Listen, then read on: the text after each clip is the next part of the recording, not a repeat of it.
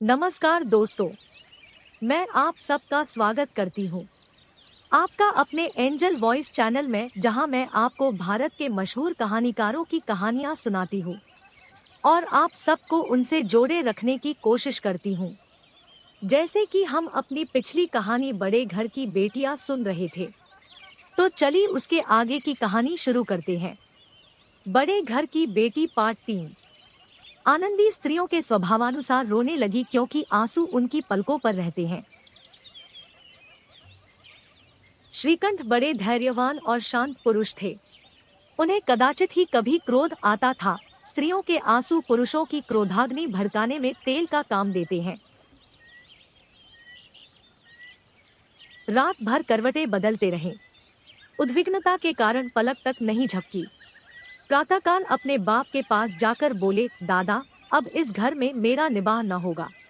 इस तरह की विद्रोहपूर्ण बातें कहने पर श्रीकंठ ने कितनी ही बार अपने कई मित्रों को आड़े हाथों लिया था, परंतु दुर्भाग्य, आज उन्हें स्वयं वे ही बातें अपने मुंह से कहनी पड़ी। दूसरों को उपदेश देना भी कितना सहज है। बेनी माधव सिंह घबरा उठे और बोले, क्यों? श्रीकंठ, इसलिए कि मुझे भी अपनी मान प्रतिष्ठा का कुछ विचार है। आपके घर में अब अन्याय और हठ का प्रकोप हो रहा है। जिनको बड़ों का आदर सम्मान करना चाहिए, वे उनके सिर चढ़ते हैं। मैं दूसरे का नौकर ठहरा घर पर रहता नहीं। यहाँ मेरे पीछे स्त्रियों पर खड़ाओं और जूतों की बौछारें होती है। कड़ी बात तक चिंता नहीं। कोई एक की दो कह ले, वहाँ तक मैं सह सकता हूँ, किंतु यह कदापि नहीं हो सकता कि मेरे ऊपर लात घूंसे पड़े और मैं दम न मारूं। बेनी माधव सिंह कुछ जवाब न दे सके। श्रीकंठ सदैव उनका आदर करते थे। उनके ऐसे तेवर देखकर बूढ़ा ठाकुर अवाक रह गया। केवल इतना ही बोला, बेटा, तुम बुद्धिमान होकर ऐसी बातें करते हो? स्त्रियां इस तरह घर का नाश कर देती है। उनको बहुत सिर चढ़ाना अच्छा नहीं। श्रीकंठ, इतना मैं जानता हूँ, आपके आशीर्वाद से ऐसा मूर्ख नहीं हूँ। आप स्वयं जानते हैं कि मेरे ही समझाने बुझाने से इसी गांव में कई घर संभल गए, पर जिस स्त्री की मान प्रतिष्ठा का ईश्वर के दरबार में उत्तरदाता हूँ, उसके प्रति ऐसा घोर अन्याय और पशुवत व्यवहार मुझे असह्य है। आप सच मानिए, मेरे लिए यही कुछ कम नहीं है कि लाल बिहारी को कुछ दंड नहीं देता। अब बेनी माधव सिंह भी गरमाए, ऐसी बातें और न सुन सके। बोले, लाल बिहारी तुम्हारा भाई है, उससे जब कभी भूल चूक हो उसके कान पकड़ो। लेकिन श्रीकंठ, लाल बिहारी को मैं अब अपना भाई नहीं समझता। बेनी माधव सिंह स्त्री के पीछे। श्रीकंठ, जी नहीं, उसकी क्रूरता और अविवेक के कारण। दोनों कुछ देर चुप रहे। ठाकुर साहब लड़के का क्रोध शांत करना चाहते थे, लेकिन यह नहीं स्वीकार करना चाहते थे कि लाल बिहारी ने कोई अनुचित काम किया है। इसी बीच में गांव के और कई सज्जन हुक्केचलम के बहाने वहां आ बैठे।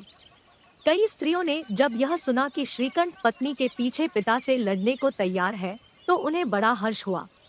दोनों पक्षों की मधुर वाणियां सुनने के लिए उनकी आत्माएं तिलमिलाने लगी।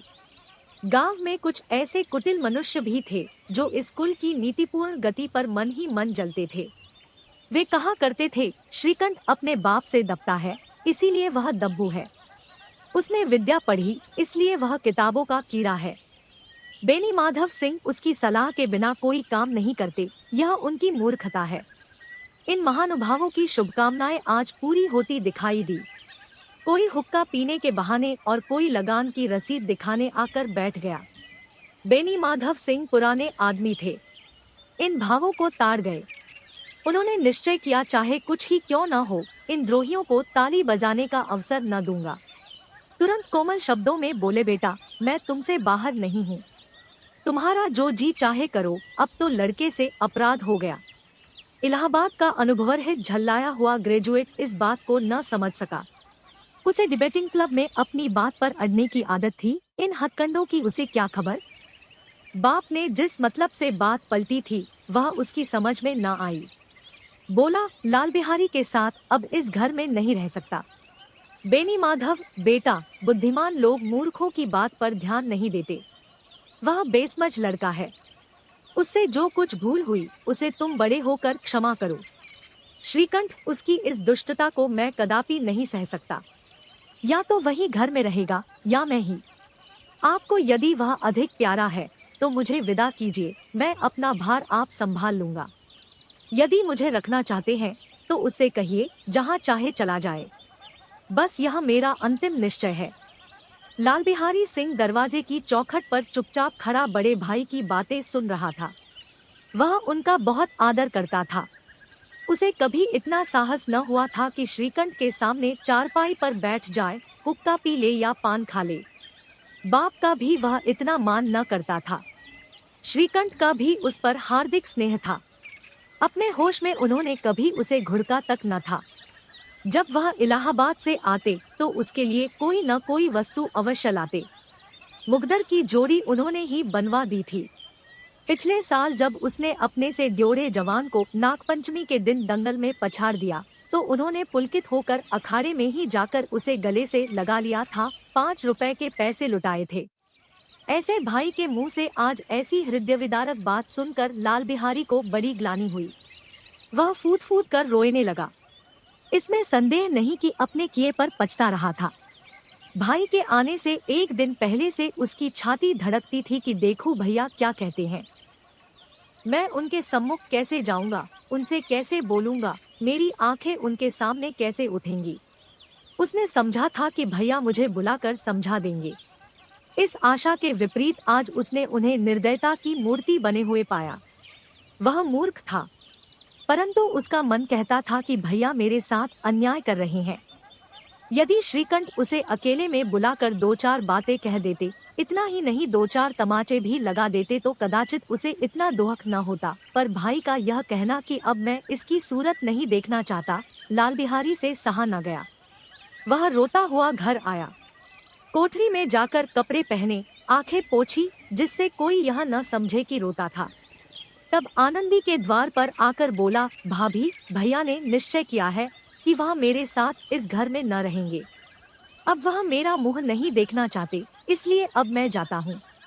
उन्हें फिर मुंह न दिखाऊंगा। मुझसे जो कुछ अपराध हुआ उसे क्षमा करना। यह कहते कहते लाल बिहारी का गला भर आया। इस पाठ में इतना ही, आगे की कहानी अगले पाठ में। आशा करती हो आप सभी को मेरी ये कहानी पसंद आई होगी। अगर पसंद आई है तो लाइक एंड शेयर करें और शेयर करें अपने दोस्तों के साथ। और हाँ, चैनल सब्सक्राइब करना न भूलिएगा। बने रहे मेरी वीडियो के साथ। मिलते हैं अगली ऐसी ही नई कहानी के साथ। तब तक के लिए धन्यवाद।